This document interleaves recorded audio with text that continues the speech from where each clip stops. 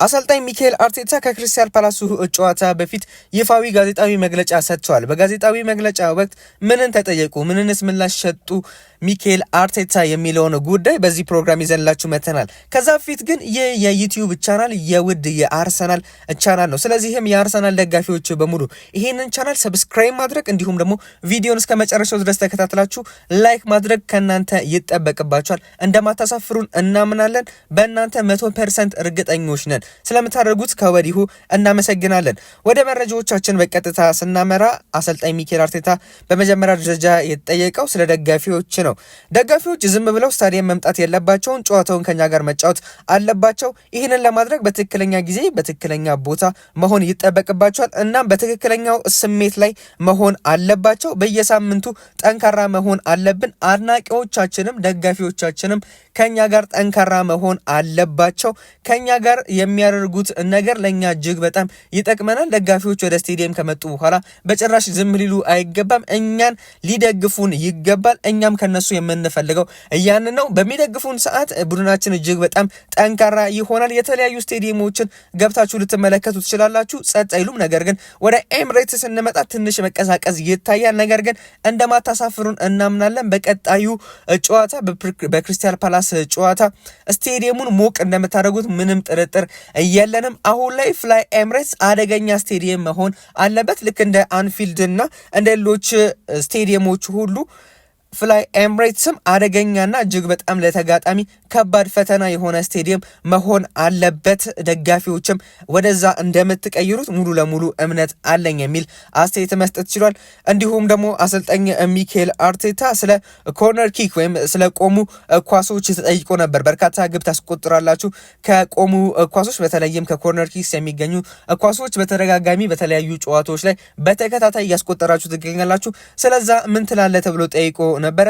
የኮርነር ኪክ ወይም የቆሙ ኳሶች ጥሩ የሚሆኑ ጠንክረን ስለምንሰራ ነው። ለዚህ ነገር አስፈላጊነት ስለምንሰጥ ነው። ሙሉ ትኩረት አድርገን ለዚህ ነገር ስለምንሰራ ነው። ስለዚህም ተሳክቶልናል ብለን ልናነሳ እንችላለን። ይህንን ማድረግ የጀመርኩት ከ10 ዓመት በፊት ነው። አሁን ምርጥ ሰዎችን አሰባስቤ ተግባራዊ አድርጌዋለሁ። ይህንን ነገር ለማድረግ ከ10 ዓመት በላይ ፈጅቶብኛል። አሁን ላይ ግን በጣም ተሳክቶልኛል ብዬ ልናገር እችላለሁ። ይህንን ያደረኩት ብቻዬን አይደለም። የተለያዩ ሰዎችን ከተለያዩ ቦታ በመሰብሰብ የአሰልጣኝ ቡድኔ ውስጥ በማካተት እንዲሁም ደግሞ ተጫዋቾችንም ከተለያዩ ቡድኖች በማምጣት ወደ ክለቤ በመቀላቀል አሁን ላይ እጅግ በጣም ጠንካራው በሴት ፒስ በተለይም ጠንካራው ቡድንን ሰርቻለሁ ብዬ መናገር እችላለሁ። አሁን ላይ እጅግ በጣም ተሳክቶልኛል በሴት ፒስ የሚልን አስተያየት መስጠት ይችላል። እንዲሁም ደግሞ ስለ ቡድን ጥራት ወይም ስለ ስኳድ ዴፕዝ ስለ ቡድን ጥልቀት ተጠይቆ ነበር።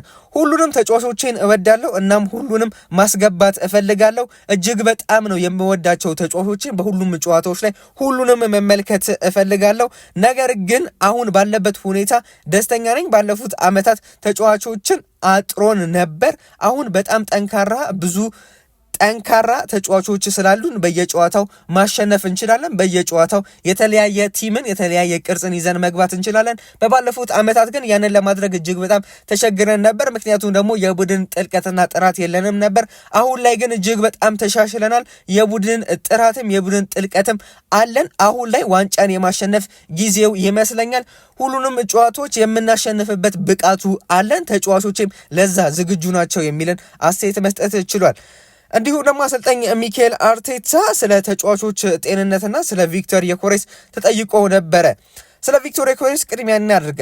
ቪክቶር ዮኬሬስ ግብ ካስቆጠረ በኋላ ማውራት አላስፈለገም ነበር። እቅፍ አድርጌ ደስታውን ማየት ብቻ ነበር የምፈለኩት። እሱም እንደዛ ነበር መሆን የፈለገው። በጣም መታቀፍ ይፈልግ ነበር። አይዞ ከጎንነን እንኳን ደስ አለ መባለን ይፈልግ ነበር እንጂ ማውራትን አልነበረም የፈለገው። እኔም ያንን አድርጌዋለሁ። ቪክቶር ዮኬሬስ የኔ ተወዳጁ ተጫዋች ነው። በተለየ ሜንታሊቲው ያስደንቀኛል።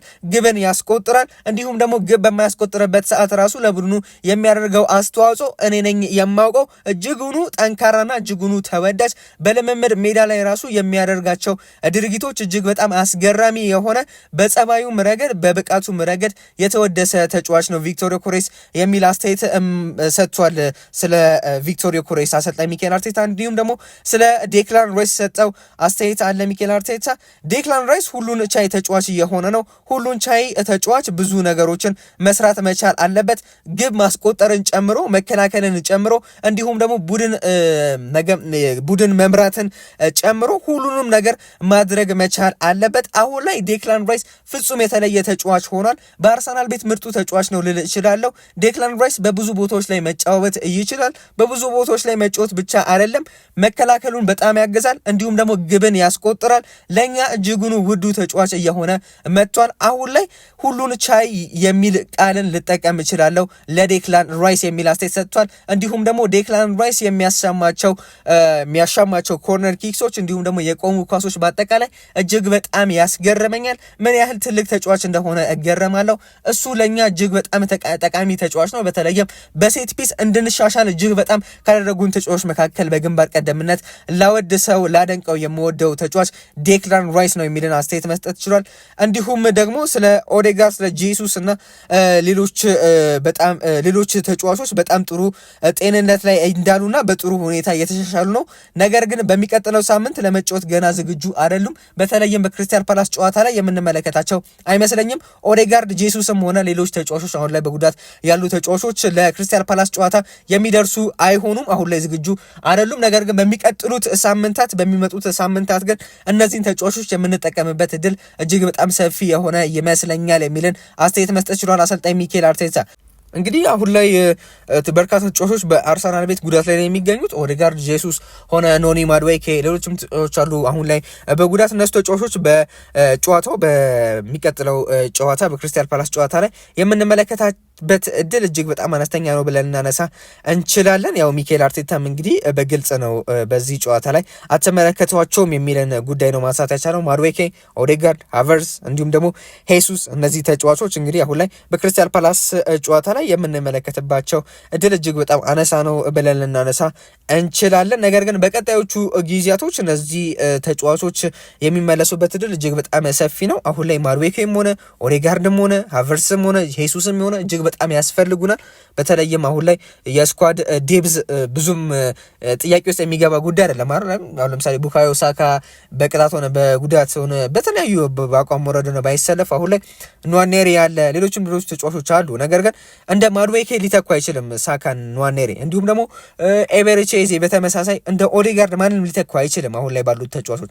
እንዲሁም ደግሞ ቪክቶር ዮኬሬስ በተመሳሳይ ሄሱስና ሃቨርትዝ የአርሰናል ትላልቅ አጥቂዎች ናቸው። ስለዚህም አሁን ላይ እነዚህ ተጫዋቾች ሞር ሲመለሱ ለአርሰናል እጅግ በጣም ጠቃሚ ይሆናል። እናም ደግሞ እነ ቡካዮ ሳካ እነ ቪክቶር ዮኬሬስ በተከታታይ ጨዋታዎች 90 ደቂቃ እየተጫወቱ የሚገኙ ተጫዋቾች ናቸው። ስለዚህም አሁን ላይ ማረፍ ግዴታ ይመስለኛል። እነዚህ ተጫዋቾች በጊዜ እንዲመለሱ የሁላችንም ምኞት ይመስለኛል። እንዲሁም ደግሞ አሰልጣኝ ሚኬል አርቴታ በስተመጨረሻ የጠየቀው ጥያቄ ስለ ጋብርኤል ማጋሌሽ ነው። ጨዋታ ላይ በባለፈው የሻምፒዮንስ ሊግ ጨዋታ ላይ በአትሌቲኮ ማድሪድ ጨዋታ ላይ ትንሽ ጉዳት እንዳጋጠመው ገልጿል ሚኬል አርቴታ። እናም ደግሞ ለጨዋታው ለክሪስታል ፓላስ ጨዋታ እንደሚደርስና እንደማይደርስ በ24 ሰዓት ውስጥ የምናይ ይሆናል። ነገር ግን የሚደርስበት እድል አሁን ላይ አይታየኝም የሚልን አስተያየት መስጠት ችሏል።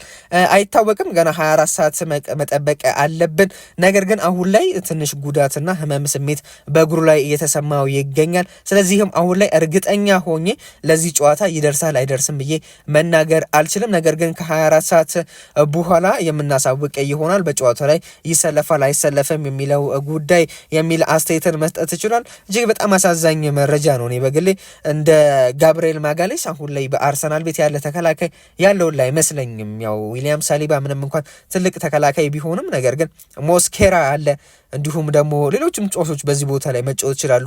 እንዲሁም ደግሞ አሳይቶናል፣ በተከታታይ ጨዋታዎች አሳይቶናል ሞስኬራ ማለት ነው። ነገር ግን ጋብርኤል ማጋሌሽ በተለይም የሴት ፒስ ኳሱ የመከላከል ብቃቱ የበሰለ ተጫዋች ነው።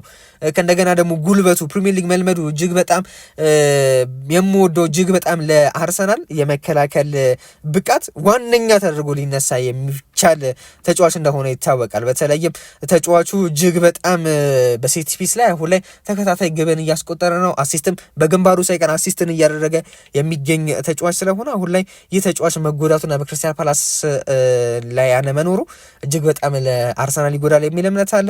ነገር ግን እስካሁን ደስ አልተረጋገጠም፣ 100% አልተረጋገጠም። የዚህ ተጫዋች መኖር አለመኖር ያው የማይገባ ከሆነ ሂንካፔ የሚገባበት እድል አለ። ሂንካፔ ሙሉ ለሙሉ ከጉዳት ተመልሷል። በክሪስታል ፓላስ ጨዋታ ላይ እንመለከተዋለን የሚልን አስተያየት መስጠት ችሎ ነበረ አሰልጣኝ ሚኬል አርቴታ። ስለዚህም አሁን ላይ እንግዲህ ሂንካፔን በክሪስታል ፓላስ ጨዋታ ልንመለከተው እንችላለን። አሊያም ደግሞ ሪካርዶ ካላፊዮሪ በዚህ ቦታ ላይ ሊጫወት ይችላል። ከዛም በኋላ የሪካርዶ ካላፊዮሪ ወይም ደግሞ የሌፍት ባክ በኩል ደግሞ ለኢስማኤል ስኬሊ ሊሰለፍ ይችላል የሚል መረጃዎችን ነው እየወጡ የሚገኘው። እጅግ በጣም አሳዛኝ መረጃ ነው እንግዲህ የሰማ ነው። ለዛሬ ያዘንላችሁ ፕሮግራም ይህን ይመስል ነበር። እስከ መጨረሻው ድረስ ተከታተላችሁን። ይህ ቻናል ደግሞ አዲስ ቻናል ስለሆነ ሰብስክራይብ ስለምታደርጉን፣ ቪዲዮውን ደግሞ ላይክ ስለምታደርጉ እጅግ አድርገን እናመሰግናለን። መልካም ጊዜ